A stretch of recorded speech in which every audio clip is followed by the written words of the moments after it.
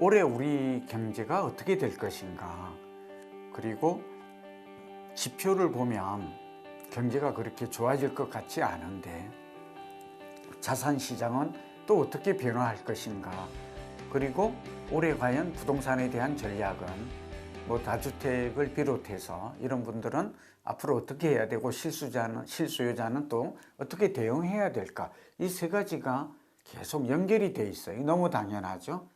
그리고 이제 실제로 상담하는 분들도 거시경제와 부동산과의 관계, 상관도에 대한 질문이 굉장히 많습니다. 부자도 그렇고 또 내 집이 없는 무주택자의 질문도 공통적이에요. 저는 이해가 되죠. 그 질문에 대한 근본적인 좀 해법을 드리고자 합니다. 2026년 병원연의 경기를 어떻게 내다볼까요? 이건 여론조사 결과인데요. 국민들은 올해 경제 자체, 그러니까 펀더멘털 실물 경기 자체를 46.4%, 절반 정도는 좋지 않게 봅니다. 부정적으로 봅니다. 현재보다 더 나빠질 것이라는 의견이 더 많고, 좋아질 것이라는 의견은 33.8%로 좀 오히려 더 비중으로 보면 낮다고 볼 수가 있습니다. 그러니까 반도체나 자동차 경기, 조선업 경기만 좋을 뿐이지 자영업자나 중소업자들은 더 경기가 나빠질 것이다, 이렇게 보는 사람이 더 우세하다라는 것이죠. 그렇게 보는 이유는 중소기업, 자영업, 그 다음에 미국의 관세 폭탄 때문에 그럴 거다, 그렇게 보고 우리 경제가 바닥 경제가 쉽게 회복되지는 않을 거다, 그런 얘기를 하고 있는 것 같아요. 연령대에서도 보니까 50대가 좋아질 것 45.8%, 어려워질 것 38.8%, 낙관론이 좀 앞서고 있습니다. 그런데 의외로 18세에서 29세 젊은 층이죠. 이분들은 56.8%가 어려워질 것이다, 또 70세 이상도 어려워질 것이다, 이런 쪽에 동조를 하고 있습니다. 어쨌든 이거는 연령대별로 현 정부를 지지하는 계층인가 아닌가, 지역별로 좀 차이가 있다라는 좀 말씀을 드리고요. 그리고 여기서 이제 함께 좀 여론조사 결과니까 저도 생각이 같은데 좀 소개를 하면, 앞으로 부동산 정책과 관련해서 가장 나와야 될 정책은 실수요자 중심의 대출 규제 완화를 가장 첫 번째로 꼽고 있어요. 그러니까 대출 규제 완화를 주장하는, 요구하는 목소리가 크고, 실수요자들, 다주택자 투기 수요 강화가 21.7%, 무주택 청년을 위한 공공주택 공급 확대가 13.6%, 전월세 시장 안정대책 13.4%, 지방 비수도권 주거환경 개선, 이런 것들이 나타나거든요. 이거 정책에 관한 얘기는 다시 또 좀 하도록 하고, 이게 국민들의 지금 솔직한 의견이다, 이런 말을 드리고, 그런데 이제 우리에게 중요한 것은 이제 거시경제 지표는 올해 어떻게 예측이 될까 하는 게 본론이죠. 네, 그런데 올해 나온 여러 가지 거시경제 지표 발표를 보면 올해는 저점을 찍고 2%의 성장을 기록할 것이다, 나타날 것이다, 이런 전망이 굉장히 높아요. 그러니까 그동안 저성장의 늪에서 작년 같은 경우는 1%가 안 됐거든요. 그러니까 2%니까 수치로 보면 2배 정도 되잖아요. 그리고 윤석열 정부 때 워낙 성장률이 낮았잖아요. 그러다 보니까 내수가 좀 살아나면서 또 우리가 AI라든지 반도체, 조선 자동차, 이런 것들이 견인을 한다면 한국은행이나 KDI 등에서는 1.8% 내지는 2%의 성장을 기록할 것이다 라고 보는 그런 전망이 우세합니다. 한국은행 1.8, KDI 1.8, IMF 1.8, OECD는 2.1%로 완화적인 통화정책을 꼽고 있고, 물가 안정에 따른 소비 진작, 이런 것들로 내수가 좀 회복되면서, 수출도 영향을 미치지만 내수가 회복되면서 지금 우리 경제 성장률도 높아지고, 경제 성장률이 높아지면 자산 시장도 회복할 가능성이 높을 것으로 그렇게 예상이 됩니다. 그렇게 보니까 이제 우리가 이 두 가지를 생각해 볼 수 있죠. 경제 성장률과 자산 시장과의 관계, 이거 우리는 여러 번 와고TV에서 설명드렸어요. 이 두 가지인데요. 하나, 첫 번째는 경제 성장률이 높아지면, 소득이 증가하면 이 부동산을 포함한 주식, 채권, 금융시장, 그리고 우리가 코인 시장, 금은 시장, 뭐 골동품, 미술품 시장, 소위 자산 시장은 어떻게 될까요? 근데 이 상관도가 굉장히 높습니다. 그러니까 소득이 높아져야 사람들이 투자하는 돈이 많아지게 되어 있죠. 투자할 돈이 없는데 어떻게 부동산을 사겠어요? 그렇게 보면 이 경제 성장률, 그러니까 거시경제, 실물경제 지표와 부동산과의 관계는 아주 밀접합니다. 그런데 두 번째, 우리가 좀 알아야 될 게 있어요. 최근에는 경제 성장률보다 집값에 미치는 변화 요인, 영향력이 오히려 유동성과 금리가 더 커졌다, 이런 보고서가 굉장히 많아요. 연구 보고서가. 그래서 어떻게 돼 있느냐, 대표적인 게 2020년과 2021년이에요. 어떤 일이 발생했어요? 그때 문재인 대통령 때인데 경기가 굉장히 안 좋아졌죠. 코로나 팬데믹이 돼가지고 제로로 떨어졌잖아요. 그런데 그 이후에 대반전이 일어나서 어떻게 일어났죠? 금리를 제로 금리로 미국이 내렸어요. 그리고 통화량을 4배로 늘렸어요. 미국이 먼저 시작을 했어요. 그러니까 우리는 시작 따라가지 않을 수가 없었던 면이 있죠. 그게 금리와 유동성의 동조화 현상이라고 그러잖아요. 이제 앞으로 전개될 것도 트럼프 미국 대통령이 금리 내리고 통화를 풀면 우리도 지금 미국이 그걸 5월 정도로 보러 있잖아요. 제롬 파월 의장, 연준이 의장이 바뀌는 순간 그건 여러 번 공공연하게 공표를 해왔기 때문에 우리도 지금 통화량이 증가하고 있어요. 다시 들어가면 통화량 증가와 금리 인하가 부동산에 미치는 영향이 더 크다 하는 이 두 번째 것을 꼭 기억해. 세 번째는 하나 더 말씀드리면 이것도 꼭 기억해 주세요. 부동산을 사는 사람은 어떤 사람이 살까요? 부동산은 고가 내구재라고 그래요. 서울은 아파트 한 채 가격이 평균이 15억이라고 그랬잖아요. 그리고 그 25평짜리가 9억 원이에요. 그러니까 이 서울에 아파트를 살려면 대출 6억을 낀다고 하더라도 15억이니까 9억이 있어야 돼요. 근데 우리나라 사람들이 가지고 있는 가계자산 평균은 얼마라고요? 4억 5천 정도 되는데 가계빚이 부채가 1억 원 정도 돼요.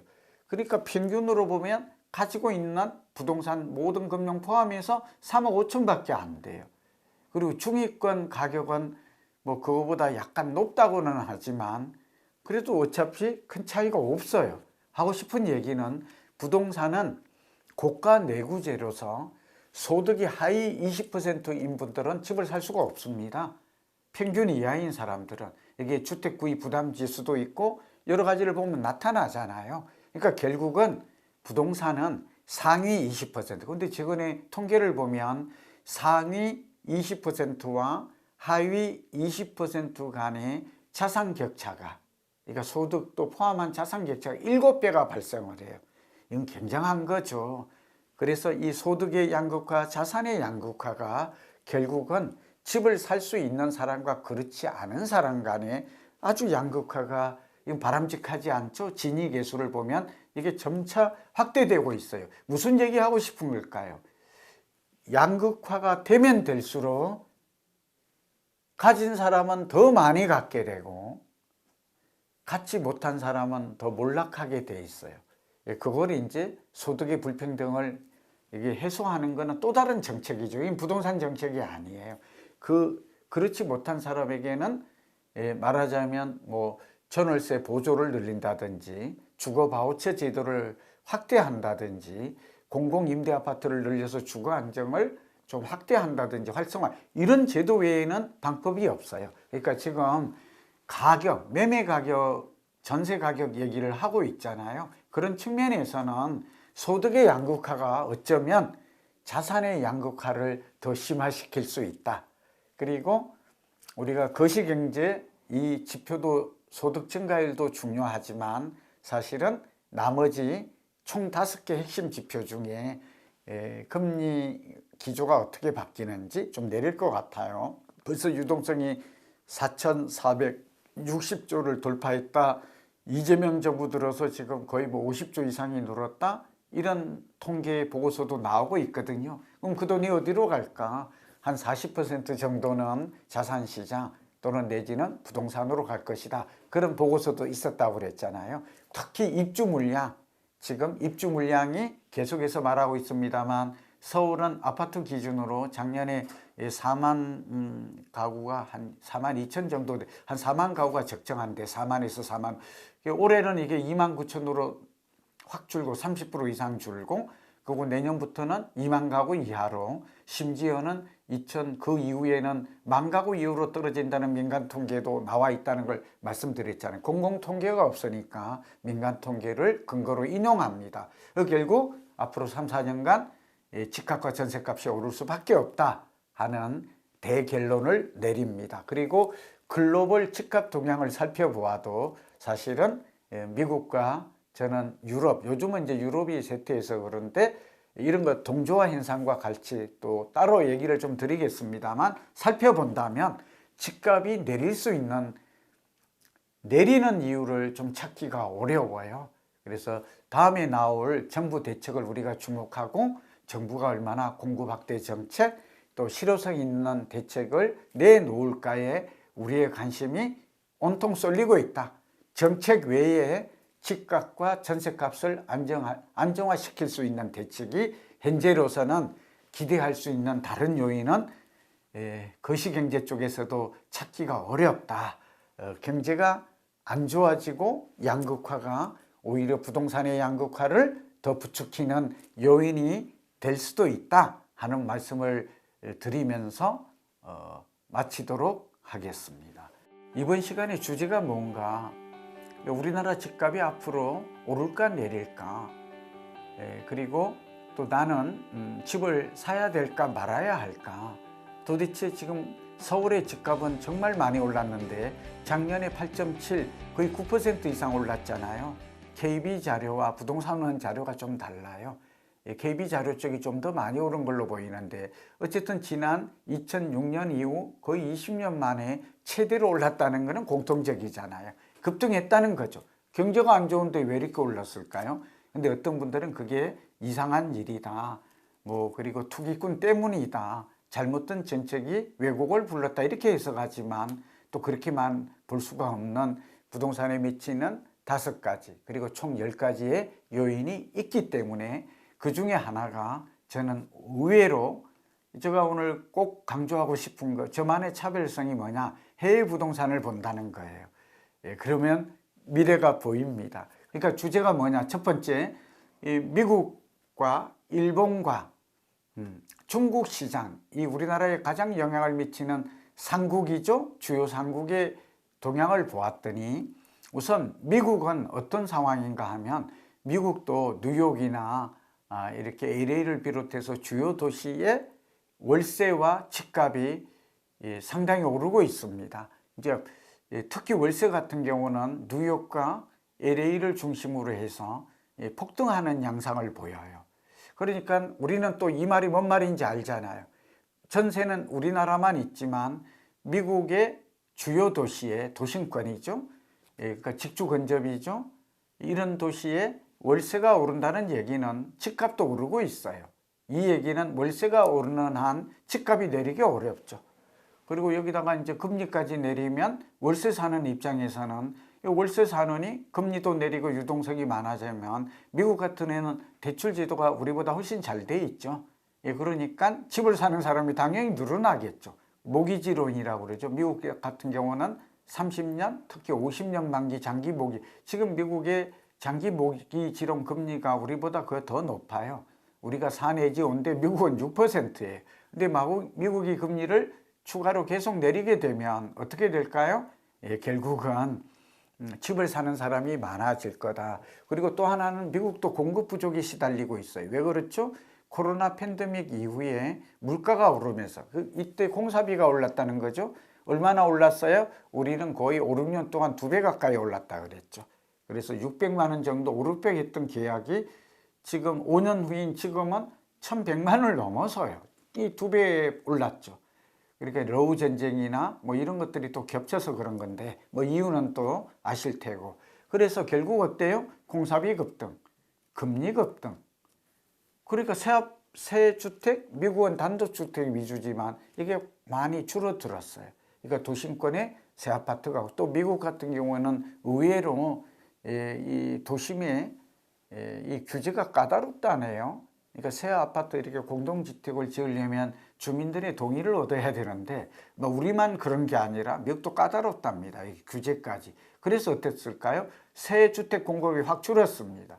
그리고 공사비가 올라갔습니다. 그리고 월세가 오릅니다. 그리고 이제 금리는 내릴 거라고 트럼프 대통령이 공언을 했기 때문에 그렇게 갈 겁니다. 유동성이 증가하고. 그럼 집값이 오를 수밖에 없죠. 그리고 두 번째는 일본입니다. 일본 같은 경우는 제가 지금 자료를 보고 있는데요. 가장 세계에서 지금 뜨거운 시장 중에 한 곳이 핫플이 일본입니다. 일본에 제가 이전에도 소개를 했습니다만 상업용 부동산, 우리나라 명동 같은 이런 곳들도 굉장히 월세와 가격이 오르고 있다는 말씀을 드렸죠. 도쿄가 23구, 우리나라는 서울에 25개구가 있는데 여기에 신축 아파트 평균 가격이 1억 1천만 원을 돌파했다고 그래요. 그러니까 이제 일본 같은 경우에는 우리나라 같은 대단지 아파트가 없어요. 커뮤니티 시설이 잘 돼 있고. 그래서 일본도 보면 국민소리가 우리가 같은데 도쿄 23구의 신축 아파트 가격이 급등하고 있다. 이런 얘기가 좀 나오고 있고요. 또 하나는 투자자들이 일본에, 그러니까 정책 금리가 일본이 0.75로 올라갔잖아요. 근데 그전에는 0.0%였잖아요. 그러니까 이걸 감안해서 지금 투자자가 많이 금리 차익을 노린 게임이다, 뭐 이런 얘기는 하는데, 일본의 주택시장에 임대 수익을 노린 수요가 굉장히 많이 들어왔다고 합니다. 그런 가운데 집값도 여기도 보면 공급이 부족했어요. 공사비 급등 이런 것들이 여러 가지 영향을 미쳤겠죠. 그런데 후쿠오카라든지 나고야 이런데, 오사카 같은 경우에는 공급이 거의 끊겼대요. 그래가지고 여기도 월세와 집값이 오르고 있고, 두 번째는 저는 주택시장만 보지 말고 주거용 시장, 오피스 시장, 상가시장, 토지시장 이런 걸 좀 연결해서 연관되어서 보자는 얘기를 여러 번 했죠. 이게 무슨 얘기일까? 일본 같은 경우는 주택시장도 오르고 있고 미국과 공통적이에요. 양쪽이 좋아요. 그리고 오피스 시장, 상업용 시장, 상가마저도 회복세가 뚜렷한 거거든요. 이거는 외국 관광객이 많이 왔고 경제가 좋으니까 소득이 증가했고 우리와 달리 자영업, 바닥 경기가 좋아요. 그러니까 한마디로 돈이 풀리고 돈을 쓰기 시작했고, 이런 점들이 자산시장은 상가까지, 우리는 이제 상가까지 회복되기까지는 시간이 좀 걸릴 것 같다는 얘기했죠. 아직 오피스 시장은 온기가 조금 느껴지긴 하지만 급매물 위주로 팔리고 있고 NPL이나 경매 위주로만 한 30% 늘어난 거잖아요. 그런데 이제 이런 시장의 변화가 오면 우리는 이제 우리 한국도 부동산 경기에 봄이 확실히 왔다. 그 다음에 우리 부동산 경기는 이제 사이클 측면에서 5, 6년 상승하면 4, 5년 하락한다. 경기가 좀 주기가 짧아졌다는 걸 감안해도 이제 한 4, 5년, 5, 6년이 아니어도 한 1, 2년 주기가 짧아졌지만 주기가 최소한 3, 4년의 상승은 이어질 가능성이 높다. 그렇게 우리는 비로소 진단할 수가 있는 겁니다. 그래서 제가 지금 자료를 다 보고 있는데요. 일본의 부동산이 우리는 늘 고정관념 있죠? 잃어버린 30년. 그래서 일본은 부동산 투자 잘못해서 급락해서 잃어버린 20년, 30년 때문에 폭망한 사람이 많다. 그러나 이거는 현실과 달라요. 일본은 작년부터 세계 어느 나라보다도 부동산 경기의 회복 속도가 굉장히 빠르게 진행이 되고 있고, 이건 결국 무엇을 의미해요? 한국의 부동산 경기에도 직간접적인 영향을 미칠 수 있다 하는 걸 말씀드려요. 참고로 저도 지금 기사를 보니까 골드만삭스 같은 경우가 이제 부동산 투자를 굉장히 활발하게 하잖아요. 모건 스탠리라든지 뭐 이런 또 회사들도 포함이 되어 있는데, 최근에 일본의 7,200억 원 규모의 5억 달러죠. 일본에만 전용 펀드를 만들었어요. 우리나라도 지금 대통령께서 성장 펀드를 만들어서 예전에 이제 바이코리아 펀드 같은 걸 참 좋은 아이디어라고 저는 보는데요. 이거는 정부가 그렇게 하고 싶은 건데, 일본은 지금 자발적으로 미국의 자금들이, 유동성이 넘치는 이런 자금들이 일본의 금리가 제로에서 0.75% 올랐음에도 불구하고 일본의 상업용, 업무용 부동산을 매입하는 집중 펀드가 생겼다 하는 것은 우리도 본받을 만해요. 만약 우리도 이런 돈들이 들어올 정도가 된다면 우리 부동산도, 부동산이 오르는 게 좋으냐는 두 번째예요. 근데 외국인들이 한국의 주식을 사면 우리 주식이 오르는 생산 자금으로 흐르는 거 좋듯이, 그리고 뭐 주식만 살 수는 없잖아요. 그렇죠? 외국인들은 돈이 있는 곳에 자금이 흐르니까 우리도 부동산 쪽으로 자금이 흐를 수 있다. 그래서 이걸 또 말씀드리면, 우리나라도 보니까 12월에 이 자료를 보니까 업무용 부동산 빌딩 가격이 꼬마 빌딩 포함해서 조금 거래가 증가하고 있어요. 가격은 크게 오르지 않지만, 특히 이제 부동산 중에서도 아파트는 규제가 좀 심화되니까 대출 규제에다가 앞으로 보유세가 또 강화된다든지 다주택자 양도세 중과 이런 것들도 5월 9일 되면 이제 그 유예했던 게 끝나잖아요. 그래서 돈을 가진 부자들 중심으로는 이제 부동산 시장도 업무용, 상업용 시장으로 이전하려는, 수요가 이동하려는 머니무브라고 하죠. 이런 조짐이 나타나고 있고, 또 하나는 이렇게 낡은 신축 빌딩이 없어요. 신축 아파트도 없으니까. 그러니까 낡은 걸 사서 밸류 애드라고 해서 리모델링이라든지 임차인의 교체, 여기에 또 시설, 그러니까 커뮤니티 시설, 요즘은 이제 빌딩도 그런 것들이 매우 중요하니까요. 이렇게 해서 앞으로 안정적인 임대 수익, 자산 가치 상승을 노리는 사람들이 늘어나고 있다. 이렇게 좀 종합적으로 살펴본다면, 부동산 투자를 어떻게 해야 되는지, 어떻게 해야 할지, 지금 나는 어느 부동산에 관심을 가져야 될지, 지금 부동산의 흐름은 주거용에서 이제 어떤 시장으로 변화할지, 이런 것들을 알 수가 있을 것입니다. 마지막으로 중국인데요. 중국은 뭐 1선, 2선, 3선 뭐 이렇게 있는 건 다 아시죠. 중국이 최근의 자료를 보니까 최근에 바닥을 찍는 징후가 뚜렷합니다. 이제 그 부동산 가격이 더 이상 하락하지 않는 것들이 그 북경이나 상하이 이런 쪽에는 대도시 중심으로 나타난답니다. 그리고 중국의 경제 성장률이 이제 바닥을 찍고 이것도 한 5 내지 6%로 이렇게 선회한다는 움직임이 있어요.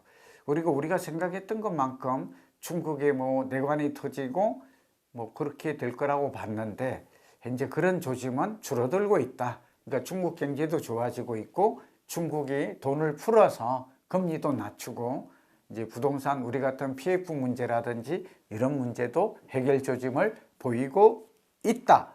그러니까 중국의 집값이 더 폭락해서 우리 한국의 집값에 부정적인 영향을 미칠 요인은 크지 않다. 우리는 오히려 눈여겨봐야 될 시간이, 국가가, 저는 일본의 시간이라고 봐요. 일본은 이제 부동산 경기가 좋아진다. 우리에게 영향을 가장 미치는 것은 미국과 일본으로 볼 수 있고, 강남은 싱가포르로 볼 수 있는데, 싱가포르도 지금 월세는 굉장히 오르고 있고, 매매 가격도 제가 볼 때 급등이나 이렇게는 하고 있지 않아도 오르고 있는 것으로, 외국인들이 많이 사니까요. 뭐 호주도 마찬가지입니다. 이렇게 본다면 우리나라 부동산도 이제 뭐 폭망한다, 뭐 급락한다, 이런 주장은 객관적인 설득력이 적다. 그리고 또 하나는 예전에 말씀드렸지만 결론적으로 일본에 가장 비싸게 된 아파트 주상복합이 오모테산도라고 말씀드렸는데 200평짜리가 900억 정도에 거래되어서 4억 5천짜리다. 그리고 싱가포르 같은 경우에는 마리나 베이 이렇게 쫙 바다가 보이는 곳들은 5억짜리도 있다. 5, 6억짜리도. 그런데 이제 한국에 제일 비싼 것은 이제 소위 말하면 반포의 원베일리 같은 경우가 2억 4천, 한강변 뷰가 보이는 곳이고, 이제 반포 주공 1단지가 재건축하면 이 가격을 상회할 것이다. 이런 그 전문가의 의견이 대체적이거든요. 그리고 압구정 현대아파트가 재건축되면 얼마 될까? 보면 한 3억 정도는 한강뷰가 보이는 곳으로 될 가능성이 많다. 그건 좀 무리가 없는 좀 추정으로 보여져요. 특히 우리 한강변에 있는 청담동의 주상복합 같은 경우 100평짜리가 뭐 300억에 분양됐던 사례도 있으니까 거의 이제 3억 정도는 큰 넘사벽은 아니다. 뭐 그렇게 볼 수도 있습니다. 제가 이 가격을 얘기할 때 우리 무주택자 실소유자들이 실망감이랄까? 뭐 저도 그렇게 생각하는 사람 중에 하나인데 있습니다만, 글로벌 집값을 보면 한국의 집값이 보인다. 도쿄의 집값을 보면 서울의 집값을 보인다. 싱가포르의 집값 수준을 보면 강남의 집값을 추론할 수 있다. 그런 얘기를 하면서 이 시간 마치도록 하겠습니다. 이번 시간에는 무섭게 오르고 있는 월세, 그리고 전세, 매매가 이런 것들을 한번 살펴보고, 특히 지금 월세가 정부의 세 차례의 그 부동산 안정화 대책에도 불구하고 급등하는 이유, 이거에 대한 보니까 질문이 굉장히 많습니다. 결국은 이재명 정부의 대책, 그러니까 시장 안정 대책이라고 나왔는데 출범한 지 얼마 안 되어서 또 앞으로 추가 대책이 나올 것이기 때문에 아직 실망은 이르고 좀 기대해 볼 만하지 않을까, 좀 지켜봐야 된다 하는 생각을 저는 개인적으로 갖고 있습니다. 그러나 어쨌든 그 규제 대책의 부작용으로 일부 뭐 공급 확대 정책이 나왔습니다만, 뭐 6.27 대책, 이제 11.5 대책, 9.7 대책 이런 것까지 모든 걸 좀 합해 보면 이 정부 정책의 약발이 실제 시장에는 전세와 월세 그리고 매매 가격 안정 효과는 아직 실효성이 떨어진다, 미흡하다 하는 데는 부인을 하기가 어려울 것 같습니다. 그리고 특히 월세가 지나치게 오르고 있기 때문에 한마디로 미친 월세죠. 이러다 보니까 이제 정부도 대책을 강구하겠지만 이 상황이 얼마나 심각하며, 그 다음에 월세를 사는 입장에서 가장 궁금한 게 뭘까요? 저는 전세로 가고 또 매입으로 가라. 그래 최근에 20, 30대가 집을 많이 사고 있습니다. 이건 사는 사람을 봤더니 대출을 최대한 받고, 그리고 전세를 건너뛰고 이제 바로 내 집 마련으로 가야 한다. 이런 수요도 꽤 많은 것으로 지금 드러나고 있습니다. 그 이유가 뭐라고요? 20대, 30대가 40대를 제끼고 집을 사기 많이 때문이고, 경기와 인천의 거래량이 꽤 증가하고 있다는 것은, 그리고 매입하는 아파트가 이제 말하자면 고가 아파트가 아니고 이런 점들, 생초자, 생애 최초로 주택을 구입하는 사람들이 50% 이상이다. 이런 통계가 나와요. 이런 것들을 다 종합해 보면 방금 제가 말한, 그러니까 월세 사느니 이제 소위 말하면 방어죠. 이제 돈을 벌기 위해서 꼭 집을 산다기보다 전월세 가격이 더 오르면 나는 벼랑간에 거지 될 수 있고 뭐 렌트 푸어가 될 수도 있고, 그런 경험이 있었잖아요, 과거에. 이런 걸 피해보자 하는 의도가 뭐 어떻게 생각하면 몸부림이죠. 뭐 이런 현상들이 나타나고 있습니다. 실제로 통계를 봤더니 지난해 서울 아파트 월세 지수가 10%포인트 올랐습니다. 그래서 역대 최고치를 기록해서 KB부동산에 따르면 지난해 12월 서울 아파트 월세 지수가 131.2로 통계 작성 이후에 최고치랍니다. 참 이거 놀랍죠. 그러니까 얼마나 월세가 많이 올랐는지, 월세를 내는 사람들의 주거비 부담과 주거 고통이 얼마나 심한지 한눈에 알 수 있는 통계입니다. 서울 아파트 월세 지수가 2025년 1월에 120.9였는데 그러니까 10%포인트 이상 올랐다. 한국부동산원 자료를 따르니까 서울 아파트의 평균 월세는 지난해 1월 134만 원에서 이게 147만 원으로 올랐답니다. 그러니까 이 통계를 보아도 월세가 얼마나 올랐는지 가파르게 오르고 있다 하는 걸 알 수가 있습니다. 그리고 또 하나가 다른 통계를 보니까 이게 주택구입 부담 지수인데 서울 같은 경우 주택구입 부담 지수가, 그러니까 말하자면 적정한 부담은 소득 대비해서 25%를 월세로 지출하는 게 가장 고통이 적고 그게 임계점이라고 그래요. 그런데 다른 통계를 봤더니 우리나라가 한 34% 정도 된답니다. 그러니까 월급은 오르지 않고 월세만 오른다. 지금 이 얘기가 문제점으로 지적이 되고 있는 거죠. 지적되고 있는. 그래서 실제로 미국의 뉴욕과 LA, 우리나라만 이런 건 아니에요. 월세 부담이 너무 많아서 소득에서 차지하는 비중이 우리만 많은 거 아니에요. 그거는 좀 정리를 분명히 해야 합니다. 폭동이 일어날 가능성도 있다. 폭동. 그러니까 우리가 겪는 이 월세의 고통, 이건 아무것도 아니에요. 그러니까 괜찮다 이런 뜻이 아니라 우리도 이제 이대로 간다면 그런 현상으로 접어들 것 같습니다. 그러면 이런 것들이 명확 반화하고 그럴 확률이 높다면 이제 우리는 어떻게 해야 되고 또 정부는 어떤 대책을 내놓아야 할까요? 우선 정부가 1월 중에 실효성 있는 대책을 이번에는 잘 준비해서 내놓겠다고 합니다. 그러니까 기대를 좀 가져보죠. 저도 기다려집니다. 뭐 빠르면 1월 15일 또 1월 중순, 뭐 어떤 곳에서는 1월 말이 되어야 대책이 좀 제대로 짜여질 거다 이런 얘기도 나옵니다.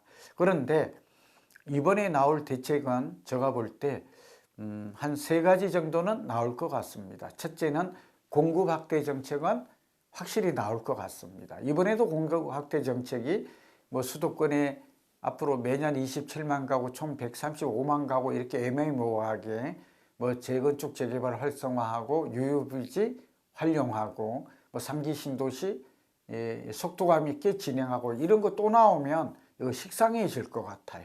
오히려 더 실망하지 않을까. 시장의 실패보다 더 무서운 게 정책의 실패라는 말이 있습니다. 제가 좋아하는 말이고 제가 썼던 살집팔집 책에서도 이걸 강조했는데요. 시장이 이제 실패하면 정책이 개입을 해서 치유를 할 수 있어요. 그런데 이 실효성 있는 이런 대책이 나오지 않아서 시장이 더 혼란스러워지고 왜곡되고 급등한다면 이거는 아무것도 못 막는다. 지금 이런 얘기가 되는 것이죠. 그런데 이 정책이 공급 확대가 나오는데 지금 난항을 엇박자를 겪고 있어요. 그게 뭐죠? 벌써 지금 오세훈 시장하고 김윤덕 국토부 장관이 만난 건 잘한 거죠. 그런데 예를 들면 용산의 정비창, 서울시는 6천 가구, 국토부는 12,000가구를 늘리자 이렇게 했고 또 다른 유휴부지 같은 걸 활용을 얘기했는데 완전 합의를 이루지 못했어요. 그런데 이번에 합의를 하고 나와야지 그 합의가 안 된 어정쩡한 상황에서 또 공급 확대 정책이 나오면 이거는 진짜 안고 없는 뭐 찐빵이랄까? 그렇게 돼요. 그리고 재건축 재개발도 제초안이 있죠. 이 문제 해결해야 돼요. 제초안이 뭐죠? 우리가 조합을 설립해서 준공할 때까지 재건축 아파트가 그 차액이 8천만 원을 넘어가면 10에서 최고 50%까지 차익을 환수하는 건데 이것까지 내면 삼중 세금이 아닌가. 뭐 저도 그런 면이 있습니다. 근데 어쨌든 이걸 대폭 완화하거나 그냥 면제해 주자. 이거는 윤석열 정부 때 나온 거죠. 본래 이제 2006년에 노무현 정부 때 도입됐던 건데 2024년에 이제 그 윤석열 정부 때 완화를 했어요. 했어요. 본래 3천만 원인데 이걸 8천만 원으로 올린 거예요. 그 다음에 뭐 장기 보유자라든지 고령자 주택에 대해서는 감면 제도를 두었어요. 뭐 저는 비교적 뭐 재건축 재개발의 활성화에서는 잘한 제도로 보이고 이걸 다시 대폭 감면하거나 아니면 폐지한다 이런 얘기가 나와요. 이번 대책에도 나올 가능성은 있을 것으로 보여집니다. 세 번째가 이제 우리 월세와 관련해서 이 앞전에 제가 국민들이 바라는 정책 중에 두 가지가 있었잖아요. 서민주거. 하나는 대출 규제 완화. 6억 원 이하로 되어 있으니까 자금력이 부족한 사람은 뭐 특히 월세 살고 전세 사는 사람, 젊은 층은 20, 30대는 무주택자 입장에서 집을 사고도 못 산다.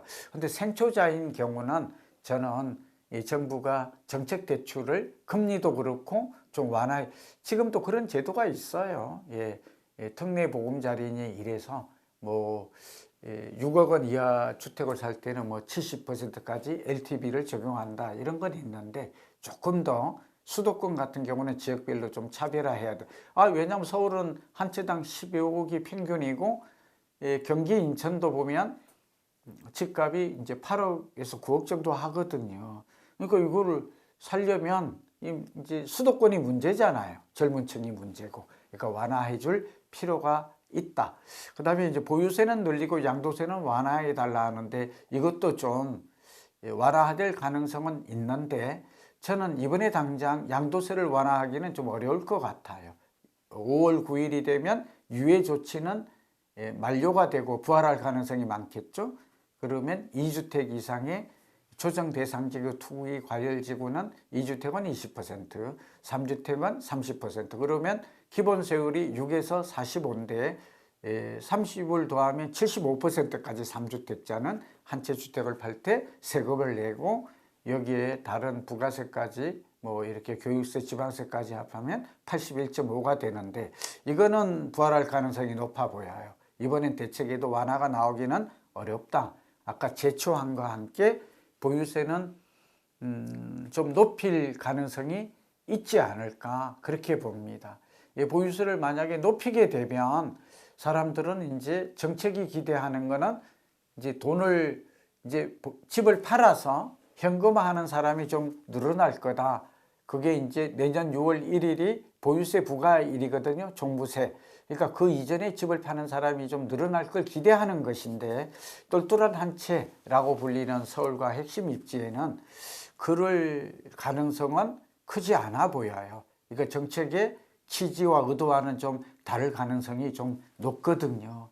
그래서 이제 정책은 여기에 부과해서 이번에 나올지 안 나올지 모르지만 나올 것으로 일부 보이는데 젊은 계층이 생초자 20, 30대 소득은 있으나 집이 없는 목돈이 없는 사람들을 위해서 정책 자금을 좀 늘려주는 그런 새로운 제도나 기존 제도의 완화책이 좀 나오길 기대하고 검토하고 있는 것으로 압니다만 그렇게 좀 보여지고 또 하나는 공공임대 아파트 주택의 비율을 현재 재고 물량 기준으로 8%인데 선진국 수준인 10%, 그러니까 이재명 정부 말기에는 15% 정도로 최소한 좀 파격적으로 늘리는 대책이 필요해야 합니다. 그리고 자력으로 내 집 마련을 도저히 할 수 없는 사람은 이거는 임대 아파트 이런 것들을 도심권 위주로 수도권 위주로 많이 지어서 공급하는 대책이 나온다면 그리고 이제 여기다가 유유부지 있죠. 서울과 제가 알기로는 땅이 많아요. 저는 개인적으로 자꾸 예를 드는 게 용산 그 정비창 부지 오세훈 시장님이 좀 양보했으면 좋겠어요.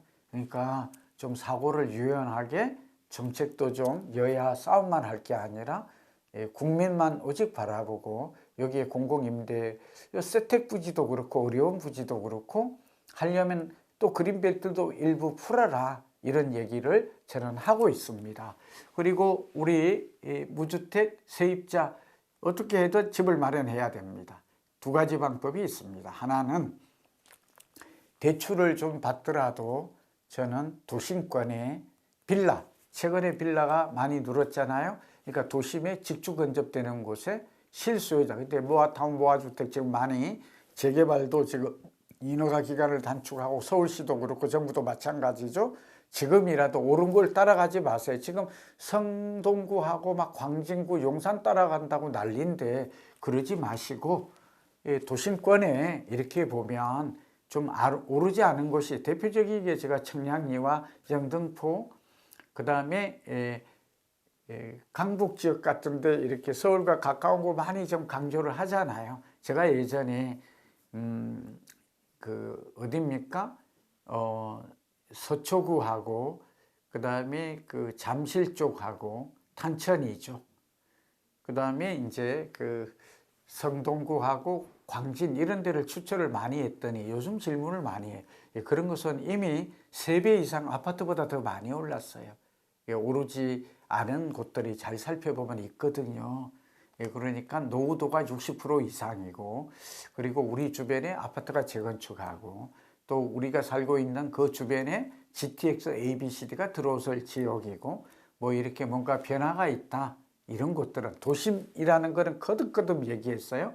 그런 위주로 빌라 같은 거는 사도 될 것 같아요.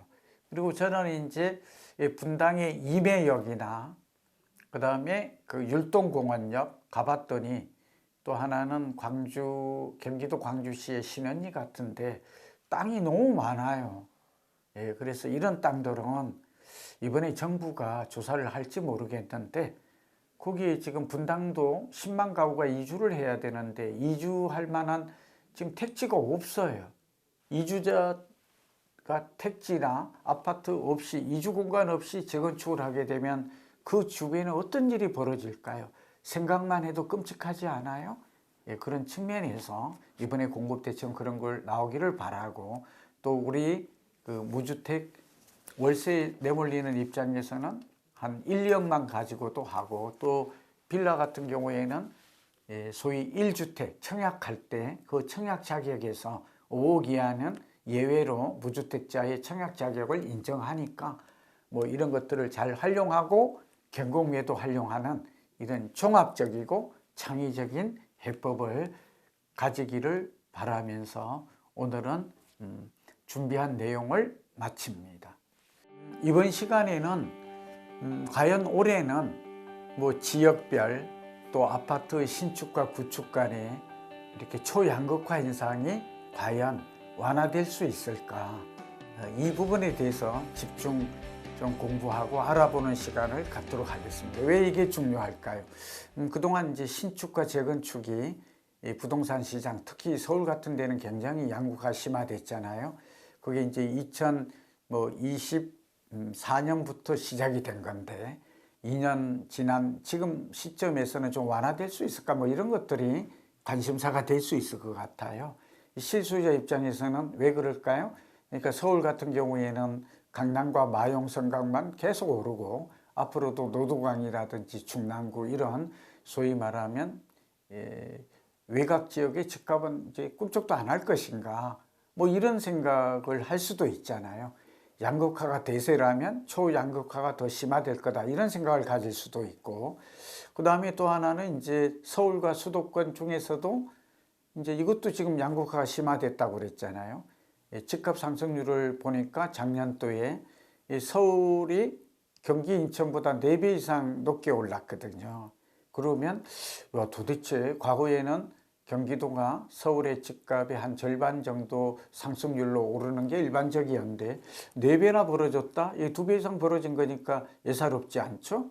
그러니까 이제 경기도나 인천 집값 안 오를 수 있지 않나, 뭐 이런 생각 해볼 수가 있어요. 그러나 부동산 경제학적 관점에서는 이게 어렵지 않게 분석적으로 설명이 가능합니다. 우선 초양극화 현상이 얼마나 심화되었나, 이걸 먼저 볼게요. 이걸 보니까 서울은 이제 한국부동산원 자료로 작년에 8.7%, 그냥 약 9%라고 할게요. 뭐 소수점 아래까지 다 기억할 필요가 없죠. 그리고 또 통계 작성하는 곳마다 좀 달라요. 그러니까 약 10%좀 올랐다, 이렇게 인식해도 크게 차이는 없습니다. 그런데 문제는 이 상위 20%와 하위 20%를 좀 분석한 통계가 있는데, 정리를 했는데, 가장 많이 오른 곳은 한국부동산원 자료는 송파구였어요. 그러니까 강남, 서초, 송파 중에서도 우리는 강남, 서초가 많이 올랐을 거다, 이렇게 생각하는데, 실제로 뚜껑을 열고 봤더니 어때요? 21%로야 송파가 더 올랐어요. 송파의 지역적 특징이 뭐예요? 강남이나 서초구보다는 한 단계 아래 단계의 그 이제 우리가 상위 지역 중에서도 이렇게 볼 수 있어요. 이제 계급도를 만든다면, 부동산 계급도란 말 쓰잖아요. 실제로 가격도 서초와 강남이 더 비싸요. 그리고 송파구, 용산이고 송파와 용산이 비슷하게 가거든요. 마포구하고. 이건 다 아실 거라고 보고 가장 서울에서 안 오른 지역이 이 중남구예요. 0.8% 올랐어요. 그러니까 이걸 숫자로 계산해 보니까 26배 차이가 나요. 어마어마하지 않아요? 아니, 같은 서울인데 우리가 볼 때는 다 같이 살기 좋은 곳이고 노도강은 얼마냐면 1%예요. 오늘 중랑구가 이제 통계상 나왔기 때문인데 과거에 보면 노도강과 중랑구가 좀 늦게 움직이지만 같이 움직인 건 맞아요. 그러나 과거보다도 안 올라도 너무 안 오른 것이죠. 또 하나가 상위 20%나 집값이 얼마냐면 서울의 평균 가격이 약 15억이라고 그랬잖아요. 아파트 기준으로. 근데 상위 20%에 랭킹된 아파트는 34억 원이에요. 이거 이해가 되죠? 예, 그리고 하위 20%가 5억 원이에요. 그러니까 자금이 없는 분들은 5억짜리 아파트도 하위 20%에 많이 포진하고 있다. 예, 돈이 있는 사람은 상위 20%를 집중 공략하고 자금이 부족한 우리 20, 30대 젊은 분들은 무리하게 대출을 받을 수도 없잖아요. 그러니까 전월세 산원이 대안 투자를 한다면 서울 지역에서 5억 정도, 그러니까 6억 이하 아파트를 사는 것도 저는 한 가지 방법이고 또 하나는 앞서 설명했지만 결국은 뭐 빌라나 그러니까 투룸이나 쓰리룸 같은 경우도 찾아볼 필요도 있다 하는 얘기를 우리가 묶어서 볼 수 있고 서울에는 아파트의 월세가 150만 원 시대가 열렸고 이제 빌라도 거의 100만 원 보증금 1000만 원에 100만 원 시대가 이제 다가왔다 이런 얘기 해줬잖아요. 이걸 단순히 겁주는 게 아니라 현실이고 이거는 우리가 피할 수 있는 방법이 없어요. 세입자. 서울 같은 경우는 집 가진 사람이 48%밖에 안 되거든요. 그러니까 52%는 전세 아니면 월세 아니면 반전세에 사는 거예요. 그러니까 선택의 여지가 없어요. 의식주라고 그래서 필수 제어하니까. 그래서 이런데 이 초양극화 현상이 올해 어떻게 될 것인가. 초양극화 서울만 놓고 보면 더 진행될 가능성이 높습니다. 이거는 5년 정도 3, 4년에서 5년 정도 보면 이 초양극화 현상은 피하기 어려운 대세다. 이건 이유가 뭐예요? 가진 자와 같지 않은 자, 소득의 양극화, 자산의 양극화, 그 다음에 주거 수준의 양극화. 그러니까 돈이 있는 사람들은 주거를 행복의 가장 중요한 요건으로 보거든요. 그리고 우리가 알다시피 강남이나 마용성 이런 곳에는 이제 신규 아파트 재건축 외에는 공급이 없어요. 누구나 다 아는 거죠. 그런 의미에서 초양극화는 계속 진행된다라는 건 분명히 첫 번째 말씀드릴 수 있고요. 두 번째는 그런 가운데도 키 맞추기라든지 이런 현상은 좀 나타나요. 갭매우기. 왜 그래요? 과거의 경우를 보면 강남 위주의 상승은 나머지는 상승하지 않는다가 아니라 격차가 너무 벌어지게 되면 이 격차를 줄이는 주식시장에도 많이 나타났죠. 갭매우기, 키 맞추기 현상이 나타나서 올해는 상반기에는 특히 20, 30대가 짐을 사면서 대출 규제도 있고 이제 넘사벽 이런 게 갈 수가 없기 때문에 이제는 주거 안정, 그러니까 투자 가치, 자산 증식보다는 이런 수요가 커질 것 같아요. 그런 측면에서 이걸 저는 주거의 방어 수단으로 보거든요. 그렇게 된다면 안 올랐던 것들이 올 봄에는 전세 수요가 매입 수요로 좀 전환이 되면서 이제 전세 수요가 월세 수요로 갔었는데 전세 사는 사람 중에 또는 월세 사람 중에도 6억 원 이하 대출을 받아서 집 사는 사람이 늘어난다면 결국 타겟은 그 외곽 지역이 될 것이다. 안 오른 지역이 그렇게 되는 게 맞죠. 그리고 여기다가 하나 보탤 게 인서울은 그런데 인서울 외에 경기 인천도 광역생활권이라고 그래서 말하자면 우리가 인천 같은데 경기도 얘기했잖아요. 인천은 뭐 우리가 주간 단위에도 살펴봤습니다만 최근 흐름이 연수구를 주목해야 되죠. 그러니까 송도와 연수구, 뭐 동춘동 이런 지역들이 있어요. 거기가 보면 GTX-B가 들어서고 앞으로 이제 교통망이 좋아지는 위주로는 거래도 증가하고 전세 가격이 오르고 있잖아요. 매매도 좀 약하지만 상승 흐름이 계속 나타나고 있어요. 지난해 말부터. 이거는 상당히 주목할 만한 통계적인 변화, 시장의 흐름의 변화다. 그리고 이제 또 우리 인천 같은 경우도 서구 청라지구 같은 경우는 7호선도 있고 또 앞으로 교통망 호재가 있잖아요. 이런 지역들 위주로, 그리고 영종도도 마찬가지고 또 남구 이런 지역들 살펴본 바와 같아요. 경기도 같은 경우에는 이제 1위가 수용성이라고 그래서 사실은 성남에는 왔잖아요. 분당과 판교, 또 위례 신도시 있고, 그 다음에 용인은 지금 수지 중심으로 크게 움직이고 있잖아요. 벌써 1억 올랐더군요. 풍덕천 같은 경우에는. 그리고 그곳은 앞으로도 계속 오를 가능성이, 그러니까 벌써 몇 달 사이에 1억이 올랐다는 거는 작은, 이제 6억 이하 씨가 말랐다고 그래요. 그러니까 지금이라도 그럼 어떻게 할 거냐? 양극화가 완화되는 조짐이 나타날 거라서 이런 몇몇 분들은 지금 사야 됩니다. 이게 끝이 아닐 것 같아요. 그 다음에 우리가 또 화성 동탄을 주목해야 되죠. 그 다음에 하남 옆에 있는 구리는 이미 올라서 더 오를 가능성은 추가 상승 여력은 있습니다만 남양주를 봐야 되고, 또 남양주 곁에 서울의 적정 지역이 어디예요? 그게 바로 중랑구예요.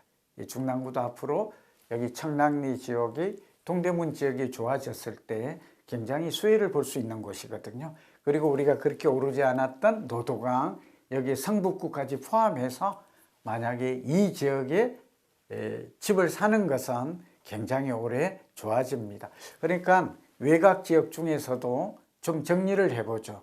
왜냐하면 이제 사고의 정리가 좀 필요한 시점이 됐어요. 왜냐하면 또 부동산을 매입해야 될, 더 이상 미루지 않아야 돼요. 월세 150만 원 시대가 왔다니까, 아파트는요.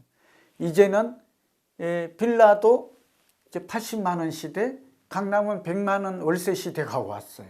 그럼 우리는 더 뭐를 망설이고 더 뭘 미루어야 되나요? 이건 생존 전략이죠. 주거의 생존 전략이어서 이제 외곽 지역에 안 오른 곳에 양극화 완화 현상이 온다. 그리고 그 혜택은 경기와 인천으로는 당연히 확산이 되고, 우리가 또 여러 번 말씀드렸지만 지방마저도 이제 온기가 확산돼요. 그러니까 우리가 그토록 서울과 수도권은, 특히 서울은 뜨겁고 지방은 차갑다, 온기와 냉기, 이 얘기 많이 했잖아요. 근데 이게 완화됩니다. 그 완화되는 조짐을 보이고 있는 게 부산, 울산이고 전세 가격이 올라요. 올해는 집값이 양극화는 그대로 진행되는 속에, 그리고 우리가 말하는 똘똘한 한 채로에 이건 가격이 내리기가 어렵다는 얘기죠. 이런 현상은 초양극화는 피하기 어렵다. 그런 가운데 지금 집을 사는 사람은 누구냐? 20, 30대가 6억 원 이하의 대출을 받아서 생존 전략으로, 주거의 방어 전략으로 전월세를 살아서는 안 되겠다. 패닉 바잉이죠.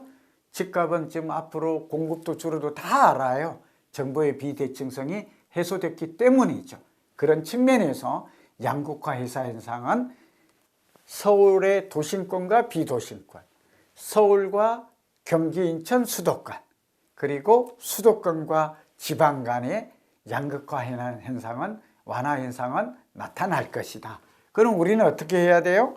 자, 지방 중에서도 서울의 도심권에 해당이 되는, 그건 알죠? 직주 근접이잖아요. 그리고 핵심 입지잖아요. 뭐죠? 교통, 교육, 편익시설, 그 다음에 녹지공간, 병원이 있는 곳들 위주로, 그건 다 지금 집값이 비싼 곳이에요, 상대적으로. 이런 쪽들은 먼저 움직일 가능성이 높기 때문에 저는 선점하는 전략도 이사철이 시작되면 어차피 늦기 때문에 그 전에 하시라는 말씀을 꼭 드리면서, 그러니까 다시 정리하면 이제 지역의 선택에 변화가 와야 한다. 그 지역 중에서도 직주 근접, 그러니까 업무지구죠. 그래서 입지가 좋은 곳, 핵심 입지를 골라라. 그리고 집값이 과거 대비 많이 떨어졌던 곳, 이런 것들을 좀 주목해라. 이런 것들은 앞으로 더 망설이지 말고, 지금 늦었어요. 이미 서울은 상당히 늦었죠. 근데 변두리 지역, 외곽 지역은 덜 오른 곳이 있다면 이런 곳, 그 다음에 경기도도 그 인접지역, 경기도 동쪽의 인접지역이 어디였어요? 이게 하남이었잖아요. 남양주고 동양권이 가장 많이 오르니까. 서쪽이 광명이었잖아요. 광명 앞으로 예를 들면 신안산선, 그러니까 시흥까지도 굉장히 시흥도 많이 내렸더라고요. 안산까지 신안산선 지역을 중심으로 보시라. 그 다음에 이제 아주 서쪽 같은 경우도 보면 김포도 이제 한강변 중심으로 세아파 대단지 좋은 역세권 중심으로는 이제 관심 대상. 북쪽으로 가면 어디예요? 1차가 고양시, 일산, 청릉 주변이 되겠죠? 네, 이런 지역 보라. 그 다음에 파주, 의정부도, 그러니까 동서남북 생활권을 가지고 하나하나 지도를 펴고 본다면 여러분에게 알찬 열매를, 그러니까 그동안 여러분이 놓쳐서 그 후회하는 마음, 앞으로라도 집을 사서 주거 복지, 주거 안정, 행복을 누릴 기회는 올해도 있다는 말씀을 드리면서 준비한 내용을 마치겠습니다. 여러분, 오늘 이 시간은 핵심적인 질문 3가지. 그게 뭐예요? 지금 집을 사도 될까요? 올해가 내 집 마련 적기일까요? 여기에 답 하나 드리고, 두 번째는 그러면 집을 산다면 어느 지역에 집을 사는 게 가장 좋은가요? 세 번째는 이제 요즘 마음 급한 이제 20, 30대 집 안 샀더니 망했어요. 이렇게 소위 말하면 이제 월세 살다가 거지 될 뻔했어요. 나 어떻게 해요? 이제 이런 분들이 이제 개별적인 부동산을 사기도 하고, 또 하나가 있다면 이거예요. 오늘 특히 그런 분들에 대해서는 좀 전에 제가 이 앞번에 설명을 드렸기 때문에 좀 참고하시고, 오늘은 어쩌면 반대인데 집이 없어서가 아니라 다주택은 2주택 이상인데 저는 3주택 이상을 다주택으로 정의합니다. 우선 3주택자 이상인 분 중에서 나는 그러면 어떻게 해야 돼? 그 어떻게가 뭐예요? 그러니까 하나는 자식에게 증여를 할 것인가, 아니면 팔 것인가. 이 질문 굉장히 많이 들어요. 그러니까 가진 자의 얘기지만 그래도 우리 와고TV 보는 분들이 되게 연령대가 좀 높으신 걸로 알아요. 그러다 보니까 이제 5, 60대 이상인 경우가 부동산을 많이 가질 경우가 있겠죠. 또 그 질문에 대한 해결책을 제시하고자 합니다. 또 한 가지 굉장히 좀 어쩌면 최근에 나타난, 그러니까 부동산 가격이 급등하다 보니까 나타난 것인데 요즘 그 해약이 그렇게 많대요. 저도 상담하다가 이 몇 분을 목격했는데, 계약을 해놓고 나서 매도자가 변심하는 경우가 굉장히 늘었다는 거예요. 부동산 경기가 안 좋을 때는 매수자가 변심하겠죠. 이 가격이 오를 줄 알고 계약을 했는데 계약금은 보통 10% 내잖아요. 중도금이 40%, 잔금이 50% 이렇게 내는 건 아실 텐데, 계약금 10% 내고 중도금 낼 때쯤 되니까 부동산 경기가 요즘하고 다르게 빠져요. 그럴 때는 매수자가 10%를 포기하고 계약을 파기한다고 그래. 파기해요. 근데 반대로 요즘은 또 매도자가 10억짜리 1억 받았는데 3억이 올랐다. 최근에 그런 경우가 분당에서 많았거든요. 그러니까 당연히 매도자는 배액 배상 2억을 주고라도, 그러니까 1억 계약금에다가 배액 배상이라고 그러거든요. 1억 원을 더 붙여서 주는 거예요. 이 현상이 지금 굉장히 많아졌다. 그래서 무슨 말이 있어요? 그래서 중도금 없이 계약하는 경우가 많대요. 왜냐하면 이 법으로 중도금이 꼭 있어야 되는 건 아니거든요. 계약금 내고 그 다음에 중도금 40% 내고 잔금이 50%인데 매도인이 요구를 한대요. 내가 이거 팔았을 때 집값이 혹시 많이 오르면 10% 이상 오르면 나도 방어수단을 갖겠다. 내 재산 보존을 해야 되겠다. 이런 일들이 굉장히 많다고 합니다. 우선 올해 집을 사야 할까요?는 사야 됩니다. 그럼 언제 사야 될까요? 분기별로 하면 1, 4분기로 사야 됩니다. 왜 1, 4분기죠? 빠를수록 좋습니다. 이제 이거는 지방도 집값이 오를 가능성이 높기 때문에 과거에는 제가 이분법으로 설명드렸잖아요. 서울은 이렇게 하세요. 경기, 인천은 그 다음에 이렇게 하세요. 그 다음에 부산, 대구, 뭐 울산, 대전, 광주는 이렇게 하세요. 이제 이게 의미가 별로 없어요. 무슨 얘기냐? 다 같이 올라요. 상승폭만 다를 뿐이지. 그래서 봄과 가을 이사철이 있는데 전세가 오르는 곳이라면, 거래량이 증가한 곳이라면, 고점 대비 집값이 많이 빠진 곳이라면 이건 여러분 정말 망설이지 말고 내 집 마련 계획을 플랜이 있다면 실천해라는 말씀을 꼭 드립니다. 이거 아무리 강조해도 지나침이 없어요. 상승폭만 다를 뿐이다. 이런 얘기했고요. 시기 이제 더 이상 얘기하지 않아요. 몇 년 앞을 내다봐요? 1, 2년이 아니라 3, 4년. 적어도 제가 볼 때는 한 4, 5년 앞을 내다보면 사이클도 그렇고 10년 주기설 오르면 4, 5년. 지금은 이제 4, 5년 오르면 3, 4년 내린다. 이것도 그렇고 또 하나는 지금 공급의 수급의 불균형을 보면 의심스럽지 않아요. 또 하나는 금융시장을 보라. 금융환경이 금리는 내리고 유동성은 증가한다. 그리고 우리 방송만의 특징 글로벌 시장을 보라. 그럼 뭘 의심을 해요? 다만 어떤 개별 부동산을 선택하는가 그런 거는 여러분들의 자금력에 따라서 또 하나는 또 여러 가지 미래 가치죠.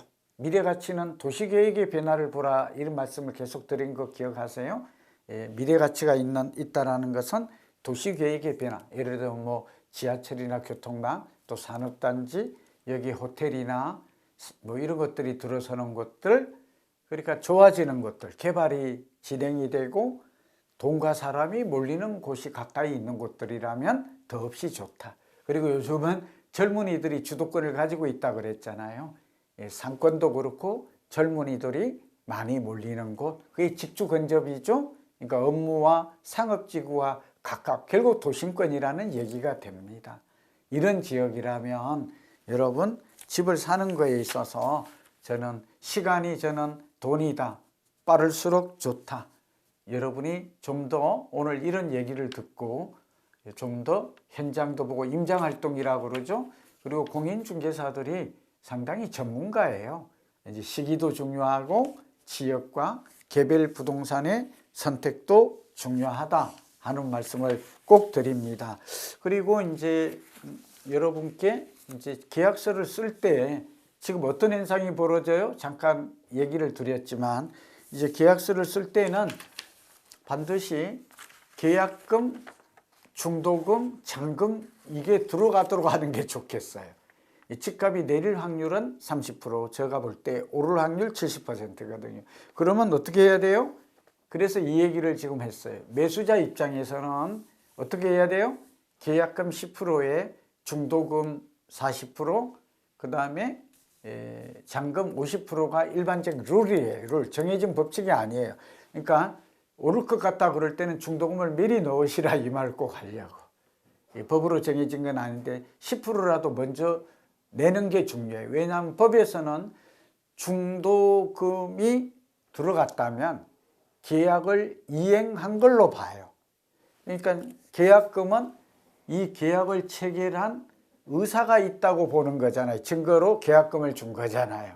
그런데 중도금이 들어갔다, 중도금을 주고받았다는 것은 매도자와 매수자가 이 계약을 실행하려고 하는 의지가 있다, 또 실행했다라고 보는 거예요. 대부분이 판례가 그래요. 그러니까 여러분 집 사는 사람과 집을 파는 사람의 이해관계가 이게 지금 변곡점, 그러니까 부동산 시장이 지금 굉장히 발빠르게 시장이 바뀌는 때에는 이런 점들도 여러분 좀 주목을 하고 이 계약서에다가 명기할 필요가 있다 하는 말씀을 꼭 드려요. 이게 지금 시장에 나타나는 변화다라는 점을 말씀드립니다. 이번 시간은 올해 집을 사도 될까요? 사도 됩니다. 수도권은 가급적 설 이전에 구매하는 게 좋다. 서울은 두말할 필요도 없죠. 노동항, 중랑구, 안 오른 지역이 집중 대상이다. 뭐 최근에는 성북구까지 갔어요. 기름동까지. 그러면 결국 노동항으로 가는 거는 이제 시간 문제예요. 저는 빨라질 것 같아요. 선택의 시간이 많이 남지 않은 것 같아. 그리고 인서울 하는 게 맞습니다. 그러나 인서울 했더라도 이제 동서남부 경기 인천 지역에도 기회가 남아 있다. 그건 여러분이 좀 결단이 필요한 거죠. 그 다음에 다주택자의 경우는 증여를 하라는 것입니다. 이 다주택자는 어떻게 증여를 해요? 지금은 부동산이 인플레이션, 그러니까 오르는 시대예요. 상승기예요. 그러면 증여는 어떻게 해야 돼요? 첫째는 똘똘한 한 채일수록, 가격이 많이 오를 가능성이 높은 주택일수록 증여하는 게 유리합니다. 이거 굉장히 중요하죠. 그러니까 서울의 아파트는 가급적 증여하는 게 유리합니다. 지역으로 보면. 경기도도 집값이 오르기 전에 증여한다면 증여세를 줄일 수 있습니다. 근데 이제 저는 집값이 오를지 내릴지 어느 지역에 할지 지금 얘기를 많이 하고 있잖아요. 그러니까 우리 와고TV 보시는 분은 지금 알잖아요. 네, 그래서 남쪽이 아깝다 그러면 이제 증여해야 한다. 근데 문제는 증여세를 내야 되죠. 네, 그리고 증여세는 수증자, 증여를 받는 사람이 내야 돼요.